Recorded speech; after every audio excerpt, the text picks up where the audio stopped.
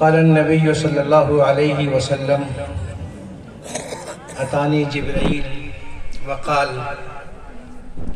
يا محمد عيش ما شئت فإنك ميت واحبب من شئت فإنك مفارقه وعمل بما شئت فإنك مجزا به واعلم أن شرف المرء قيامه بالليل وعزه استغناه عن الناس أو كما قال عليه الصلاة والسلام۔ میرے بھائی اور بزرگوں، جلسوں میں وقت ہمیشہ تنگ ہو ہی جاتا ہے، بہت سارے کام ہوتے ہیں جن کو آپ کے سامنے لانا ضروری ہوتا ہے۔ اسی کے ساتھ ساتھ ہمیں اپنے اکابر بڑوں سے، بزرگوں سے کچھ سننا بھی ہوتا ہے، اور ہم منتظر ہیں حضرت اقدس مولانا مفتی محمد سلمان صاحب منصور پوری، استاد حدیث دارالعلوم دیوبند و نائب امیر الہند، انشاءاللہ بہت جلدی آپ کے سامنے تشریف فرما ہوں گے۔ ویسے آپ ان کی زیارت کر ہی رہے ہیں، یہ ہمارے لیے بڑے شرف کی بات ہے۔ اللہ نے ہمیں یہ موقع عطا فرمایا کہ ہم اپنے حضرت کی اتنی دیر تک زیارت سے مشرف ہو رہے ہیں۔ بے شک مجھے لمبی بات عرض نہیں کرنی ہے، نہ مجھ سے لمبی تقریریں ہوتی ہیں۔ ایک حدیث میں نے آپ کے سامنے پڑھی ہے، اس میں حضور اکرم صلی اللہ علیہ وسلم نے حضرت جبرائیل علیہ السلام کے حوالے سے 5 باتیں نقل کی ہیں، ان کو مختصر عرض کر رہا ہوں۔ حضور اکرم صلی اللہ علیہ وسلم نے ارشاد فرمایا کہ میرے پاس حضرت جبرائیل علیہ السلام تشریف لائے اور مجھ سے یہ کہا کہ اے محمد صلی اللہ علیہ وسلم، آپ جتنا چاہیں جی لیں، لیکن ایک دن آپ کو دنیا سے جانا ہے۔ یہی بات اللہ تعالیٰ نے قرآن شریف میں حضور اکرم صلی اللہ علیہ وسلم کو خطاب کر کے ارشاد فرمائی ہے، اِنَّكَ مَيِّتٌ وَإِنَّهُمْ مَيِّتُونَ۔ اے محمد صلی اللہ علیہ وسلم، جو مرحلہ سارے انسانوں پر آیا ہے، جو وقت سارے انسانوں پر آیا ہے، وہ وقت آپ کے اوپر بھی آنے والا ہے۔ آپ کو بھی یہ دنیا چھوڑنی ہے، آپ کو بھی دنیا سے پردہ کرنا ہے۔ زندگی آپ جتنی چاہے جی لیں، لیکن ہونا یہی ہے کہ ایک وقت اس دنیا سے جانا ہے۔ اور جب یہ بات حضور اکرم صلی اللہ علیہ وسلم کے لیے ہے، جن کے بارے میں بعض احادیث میں بات آئی ہے کہ آپ ہی کی وجہ سے اس کائنات کو وجود ملا ہے، تو پھر ہماری اور آپ کی کیا حیثیت ہے کہ ہم یہ تمنا کریں کہ ہم بہت دن تک جئیں گے اور جیتے ہی رہیں گے اور کبھی موت نہیں آئے گی۔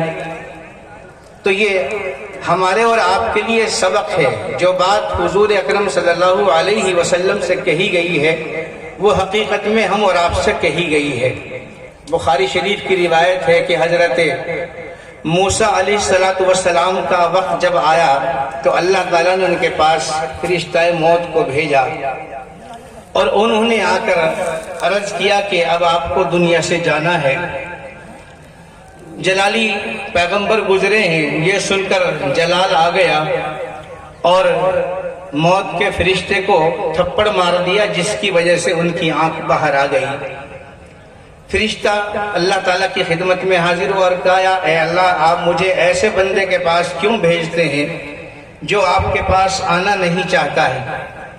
اللہ تعالیٰ نے پہلے ان کی آنکھ ٹھیک کی اور پھر یہ کہا کہ دوبارہ حضرت موسیٰ علیہ السلام کے پاس جاؤ اور یہ کہو کہ آپ کسی بیل کی کمر پر، اس کی پشت پر ہاتھ رکھ دیں، جتنے بال آپ کے ہاتھ کے نیچے آئیں گے اتنی ہی آپ کی زندگی بڑھا دی جائے گی۔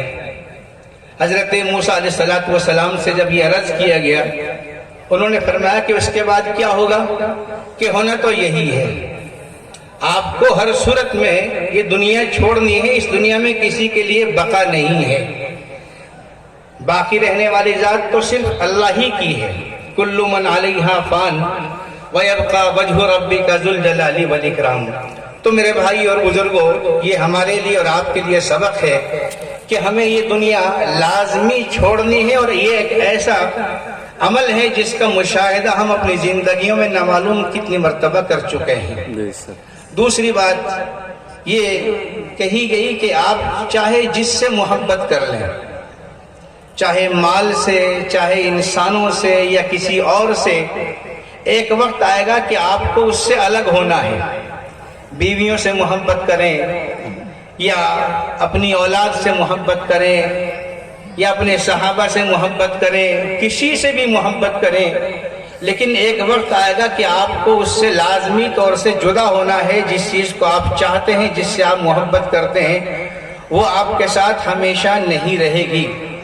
اس لیے ایسی ذات سے محبت کرنی چاہیے جو باقی رہنے والی ہے، یعنی اللہ کی ذات عالی سے۔ اور تیسری بات یہ کہی گئی کہ جو بھی عمل آپ چاہے کر لیں، آپ کو لازمی اس کا بدلہ دیا جائے گا۔ انسان اچھا کام کرے اس کا بھی بدلہ ملے گا، برا کام کرے اس کا بھی بدلہ ملے گا۔ قرآن کریم میں اللہ نے فرمایا ہے فَمَن يَعْمَلْ مِثْقَالَ ذَرَّةٍ خَيْرًا يَرَهُ وَمَن يَعْمَلْ مِثْقَالَ ذَرَّةٍ شَرًّا يَرَهُ، کہ آدمی جو بھی کام کرے گا، چاہے چھوٹے سے چھوٹا عمل، اتنا چھوٹا عمل کہ اس سے چھوٹی چیز کا تصور نہ کیا جا سکتا ہو، اس کا بدلہ لازمی ملے گا۔ قیامت کا دن ہے ہی بدلے کے لیے۔ قرآن شریف میں مختلف الفاظ میں اس کا ذکر کیا گیا ہے کہ یوم الحساب بھی ہے، یوم الدین بھی ہے، بدلے کا دن ہے۔ قیامت میں سب کو ان کے اعمال کا، چاہے وہ اچھا ہو یا برا ہو، بدلہ لازمی ملنا ہے۔ اس لیے سوچ سمجھ کر عمل کرنا چاہیے، اور اس کے لیے تیار رہنا چاہیے کہ ہم جو کچھ کر رہے ہیں، اگر یہ اچھا ہے تو اللہ کی طرف سے یقیناً اس کا اچھا بدلہ ملے گا۔ اللہ کسی پر ظلم و زیادتی نہیں کرتے ہیں کہ کسی کے اعمال کو کم کر دیں۔ کسی نے اچھے کام کیے ہیں ان کو کم درج کر دیا جائے، اور کسی نے برے کام کم کیے ان کو زیادہ لکھ دیا جائے، ایسا اللہ کی طرف سے نہیں ہونے والا ہے۔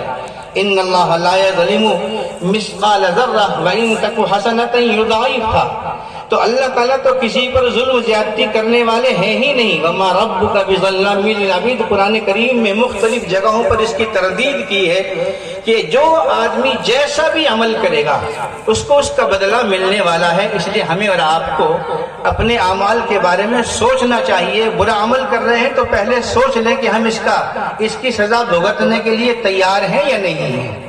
اور چوتھی بات، بہت اہم بات کہی گئی ہے کہ اللہ کے یہاں کسی آدمی کی عزت اس سے ہوتی ہے کہ وہ صبح سویرے فجر کے طلوع سے پہلے، جسے ہمارے یہاں تہجد کا وقت کہا جاتا ہے، جو آدمی صبح تہجد کے وقت میں اپنے بستر سے اٹھے، 2 رکعت نماز پڑھے، 4 رکعت نماز پڑھے، اللہ کی پاکی بیان کرے، اللہ سے معافی مانگے، استغفار کرے، تو ایسے آدمی کا مقام و مرتبہ اللہ کے یہاں بہت بلند ہے۔ قرآن کریم میں بھی اس کا مختلف الفاظ میں ذکر کیا گیا ہے، نیک بندوں کا ذکر کیا گیا ہے، جنتی لوگوں کا ذکر کیا گیا ہے۔ والمستغفرین بالاسحار، کہ صبح کے وقت میں استغفار کرتے ہیں، وبالاسحار هم یستغفرون، تو مختلف الفاظ میں یہ بات کہی گئی ہے۔ تو اگر ہم یہ چاہتے ہیں کہ اللہ کے یہاں ہمارا مقام اور مرتبہ بلند ہو، اونچا ہو، اللہ ہم سے محبت کرے، تو جہاں ہم نمازیں پڑھتے ہیں پابندی کے ساتھ میں، روزے رکھتے ہیں پابندی کے ساتھ میں، جتنے فرائض ہیں ان کو ادا کرتے ہیں، تو فرائض کے ادا کرنے کے بعد میں اللہ کے یہاں اونچا مرتبہ حاصل کرنے کے لیے ہمیں کچھ نہ کچھ وقت آخری رات میں اللہ کی عبادت میں گزارنا چاہیے۔ اور 5ویں بات، یہ بھی بڑی اہم ہے، ساری باتیں اہم ہی اہم ہیں، کہ انسان کو دنیا میں عزت جب ملے گی وہ جب لوگوں سے مستغنی اور بے نیاز ہو جائے، یعنی اسے کسی کی ضرورت نہ محسوس ہو۔ جو آدمی لوگوں کا محتاج رہے گا وہ کبھی بھی دنیا میں عزت نہیں پا سکتا۔ محتاج آدمی کو کبھی بھی عزت نہیں ملتی ہے۔ ایسے لوگوں کو جو محتاج ہوتے ہیں، جن کی نظریں لوگوں کی مال و دولت پر ہوتی ہیں، وہ ہمیشہ حقارت کی نظر سے دیکھے جاتے ہیں۔ اس لیے ہمارے اکابر کو، بزرگوں کو اللہ تعالیٰ نے جو مقام مرتبہ عطا فرمایا ہے اس کے بہت واقعات ہیں، تفصیل کا موقع نہیں ہے، اسی وجہ سے کہ انہوں نے ہمیشہ اللہ کی ذات عالی پر نظر رکھی ہے، اللہ ہی سے مانگا ہے، اللہ ہی سے چاہا ہے، مخلوق سے کبھی کچھ نہیں چاہا، ان کے سامنے اپنے لیے ہاتھ نہیں پھیلایا ہے۔ مدرسوں کے لیے سوال کرنا الگ چیز ہے، اور مسجدوں کے لیے اور دین کے کاموں کے لیے اور جمعیت کے لیے اور جماعتوں کے لیے لوگوں سے سوال کرنا الگ چیز ہے۔ یہ تو دین کا کام ہے، نہیں اپنے لیے کچھ مانگنا، کچھ چاہنا، لوگوں سے لالچ رکھنا، امید رکھنا، یہ انسان کو لوگوں کی نظروں میں گرا دیتا ہے۔ اللہ تعالی ہمیں ان تمام باتوں پر عمل کرنے کی توفیق عطا فرمائے۔ وآخر دعوانا ان الحمدللہ رب العالمین۔